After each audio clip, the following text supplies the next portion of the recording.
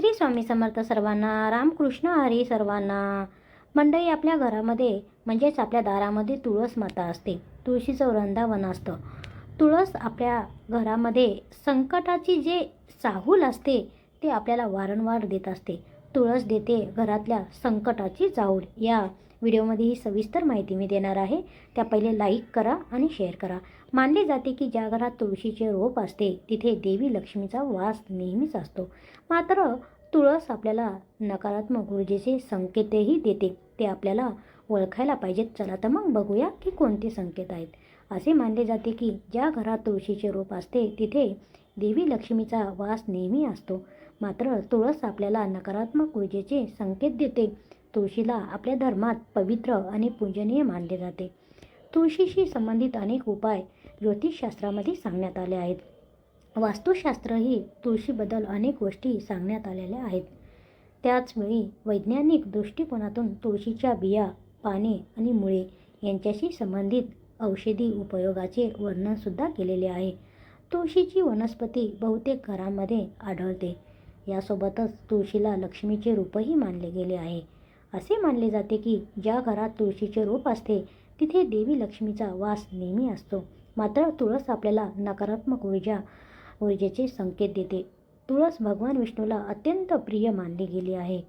विष्णूच्या पूजेतही तुळशीचं अनन्यसाधारण महत्त्व आहे. आज आपण तुळस लावण्याचे काही फायदे पाहणार आहोत.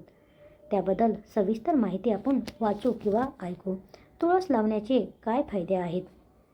तुमच्या घरात तुळस असेल आणि तुम्ही त्या तुळशीच्या बाजूला दररोज बसत असाल तर तुम्हाला अस्थमा नावाच्या आजारापासून 100% मुक्ती मिळत असते. मंडळी, खूप महत्त्वाची माहिती आहे. जर तुमच्या घरात तुळस असेल आणि तुम्ही तुळशीच्या बाजूला मन शांत ठेवून थोड्या वेळ बसत असाल तर तुम्हाला अस्थमा नावाच्या आजारापासून 100% मुक्ती मिळते.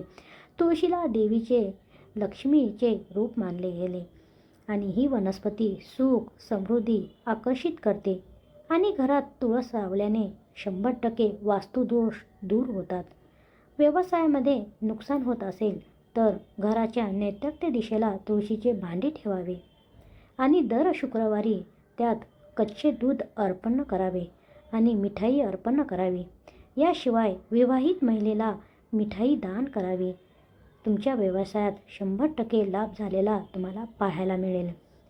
आता तुळशीमुळे संकटाचे संकेत मिळतात ते कोणते? ज्योतिषशास्त्रानुसार जर तुमच्या घरात तुळस लावली असेल आणि ती सुकायला लागली असेल तर समजा तुमच्या घरावर कुठली तरी संकटे येणारच आहेत. मग या तुळशीची कितीही काळजी घेतली तरी ती आपत्ती येण्याआधी ती नेहमीच सुकून जात असते. मंडळी, ही माहिती आवडली असेल तर शेअर करा. मंडळी, आपल्या या व्हिडिओला लाईक केलं नसेल तर लाईक करा. खूप कळकळीची विनंती आहे. भरपूर मेहनत लागते. अशी धार्मिक पद्धतीची माहिती पाहिजे असेल तर आपल्या चॅनलला सबस्क्राईब करा. श्री स्वामी समर्थ. रामकृष्ण.